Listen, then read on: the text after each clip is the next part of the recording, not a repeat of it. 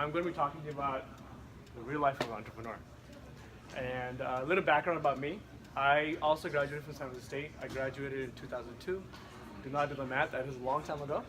And when I graduated, I got my first job at a company called Homestead, which was like the Wix of the back in the days. Mentor workshops are officially beginning now. I can talk officially.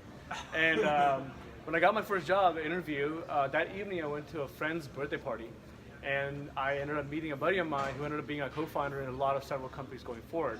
And that lunch, we talked about ad networks, and I really got fascinated. I'm like, this is kind of cool. And I decided to quit my job the day I got it, and I decided to work with him. And life was crazy after that. So for a year and a half, we literally worked out of his bedroom. It was a really tiny room with a bunk bed. His bed was underneath. His table was underneath. I bought a table off of Craigslist or a garage sale, and worked out of his bedroom for a year and a half.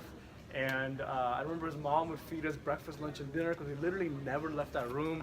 I would not see my parents for a week sometimes. It was crazy. But you know, a year and a half of struggling, things worked out, and then we ended up getting an office of our own, and it grew from there. And now I'm starting my 9th startup. I'm no longer living out of a room. I have a home, so things have worked out well. And my last company was part of Y Combinator. I was in Winter 12, so if you guys want to chat about that, I'm happy to talk about that as well. But let's kick it off.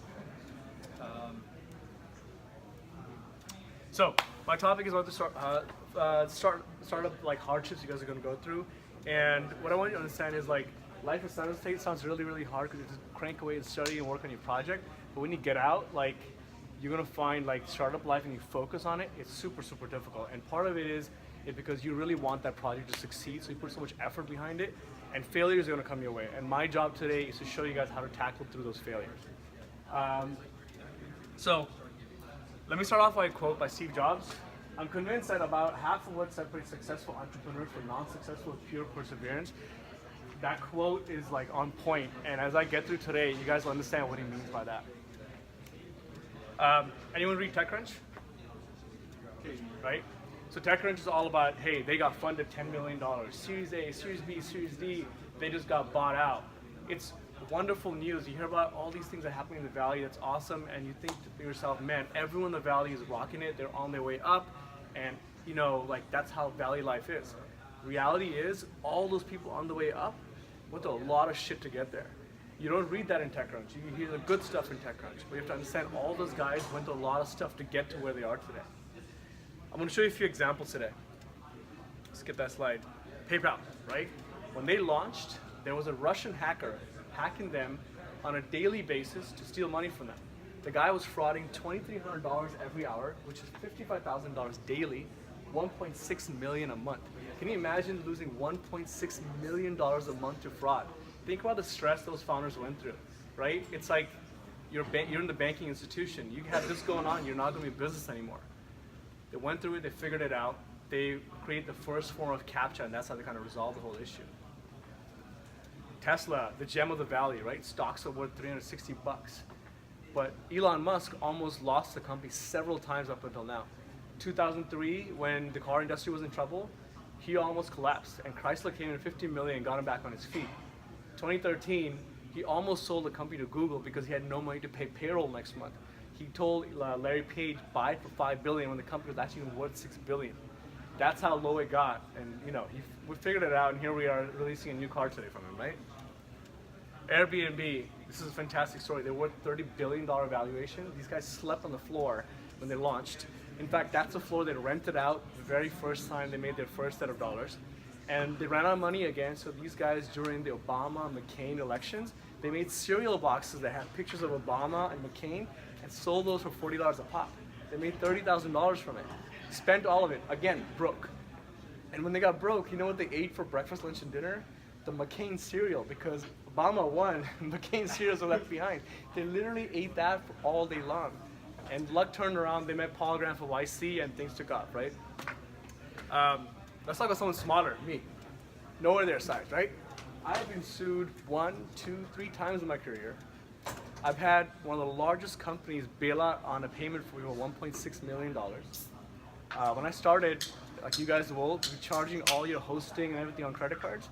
Well, I couldn't pay that back fast enough. So I had my credit card companies emailing me, calling me, letter mail, and the lowest point was when they called my dad and mom and told them, hey, your son owes us this much money, he needs to pay up. Embarrassing moment of my life. And there's other things like my parents never understood what an entrepreneur is because they're traditional, they know like the 9 to 5 kind of thing. They're first generation.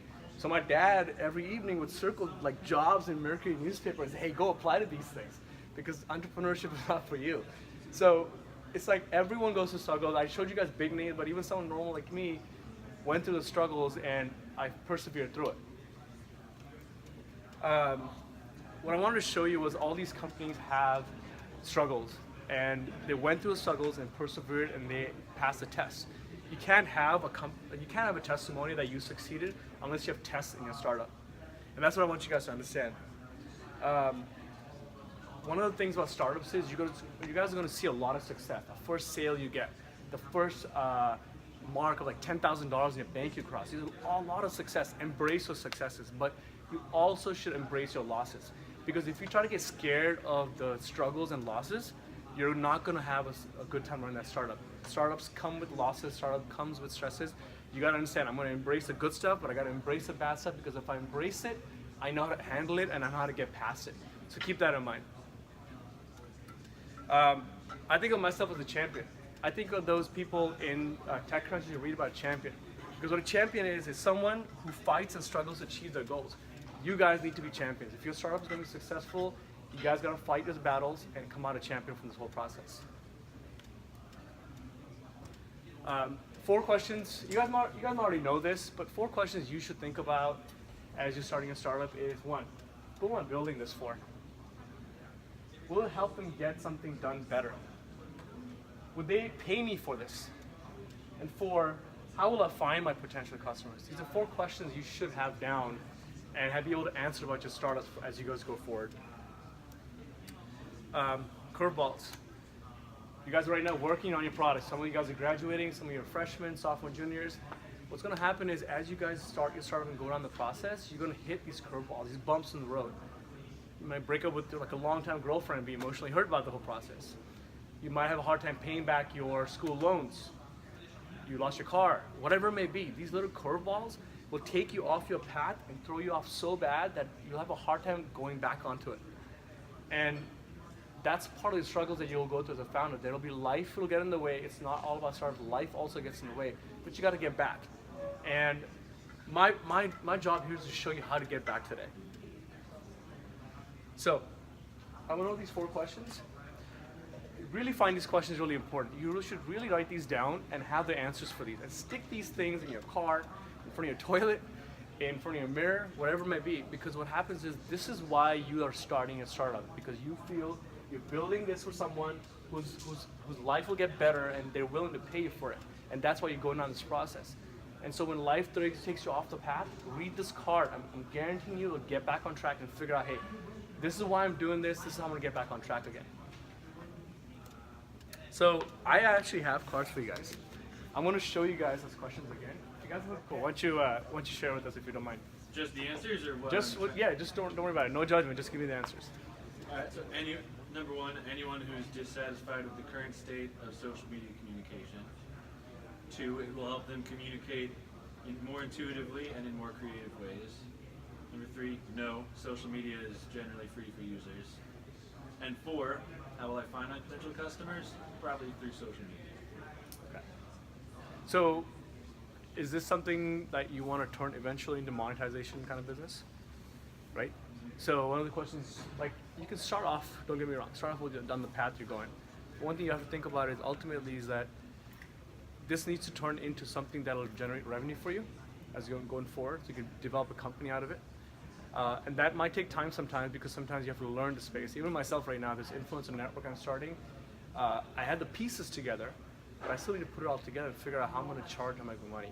And I kind of know, but I think as I'm working with my co-founder and I'm coming up with ideas, starting with ideas, I'm kind of figuring it out. So it'll take a little time, but like you want to be able to answer number 3 because that's how you're going to pay for food every day. Yeah. Right? So yeah, why do customers buy from McDonald's or any restaurant? Right? It's because they provide something of value back. When you're really hungry and you want something fast, you can go for $5, you can get food and leave that place. Right? They're providing something of value.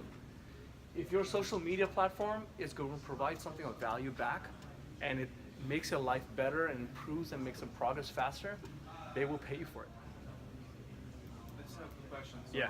For like, the example of like Tesla, what would be like four answers to that question? So like, if buying Tesla, does that make your life better per se? I think Elon Musk's vision is not necessarily consumer based, it's more of like eco and earth based question. So when he started off, his thing was like, hey, I need to shift the way like automotive design is done, and shift the way we're affecting this planet. So he went down and approached it for like, what am I doing on a global basis? And that's how he answered his questions. Yeah. He approached it to do it. He didn't approach it on a one-to-one customer basis, more like globally, what am I doing to impact? Will I provide enough value on a global level that people see enough value in it that they'll buy my product? And I see the right, value in the global level. right, Yeah. yeah. And you can see it's happening, right? I mean, every manufacturer is following along. He came out with it. Now Mercedes wants to do it. Beamer's doing it. Everyone's doing it because he created that. He knew there was a value for globally that he could sell, and it's working well for him now. How do these 4 questions apply to nonprofit organizations? Okay. If you're building, let's say I was in San Francisco last week, right? And I saw a lot of folks in the streets, homeless folks, mentally handicapped folks, right? So if I was, let's say, for example, building a facility for them to stay, okay? Instead of sleeping in the night streets all night long. What we're building this for? The people on the streets in San Francisco that are suffering at nighttime, rain time, they're sleeping on the streets, getting wet, whatever it may be, right? Will it make their life better? Yeah, absolutely. I'll give them a place to have shelter so they can sleep that night, right? Now, would they pay me for it? That question in a nonprofit environment is not cut and clear because they can't afford it. Maybe they can't afford to pay for it. However, there's lots of government-created programs that basically will pay you to provide this facility. So they might not directly pay you, but there's tons of government programs that will pay you to create the service for those people, right? And how would you find potential customers? That's easy. You walk around, you just recruit. It won't be hard. Thank you. Yeah. Are you working on a nonprofit? Yeah. Yeah, and nonprofit is like an amazing world. I mean, like, there's so much credit given by the government and the city and state for nonprofit. Yeah. I mean, like, it's hidden. It's not easy to find because you don't read about it anywhere. It's only the few that really put some time behind the discovery. I'm sure you're working on that. You're finding this information hard to find, but it exists. There's lots of money out there. I mean, it's hard to put a value on a nonprofit organization. Say a Right. product, right? You say you give it your company this X value, and then people see that based on your novelty, your back-end development as a company. But for nonprofits, you have to see not only the cost of starting or whatever product or service you're providing, but also the social impact that you're willing to put forward, and putting a dollar figure on that is very difficult, Correct. especially for VCs and angel investors and humanitarian funds just like Right. I think like data is pretty important in what you're doing. Yeah. If you can get what you're doing off the ground, collect the data, and show that you made an impact in your area or your society where you live, that's data to say like, hey, I'm making an impact, and that's something governments will love to see. I remember there was a company, Y Combinator. What they were doing was they were funding surgeries for people internationally that couldn't afford surgeries, and this company was the first nonprofit in Y Combinator, and they got investor money. Investor got nothing back, 0 returns. All the money went towards starting this company and helping people out. Did you get equity? I don't know the details. They might have, but if you think about like, did they get anything back? They didn't. I mean, like, is this nonprofit ever going to give them back 10x returns? Probably not, right? Because they take everything and pump it back into society. But they saw that, hey, they're creating something of impact. There was enough charitable minds in that room that day. They decided to give them an X amount of cash. So it's possible.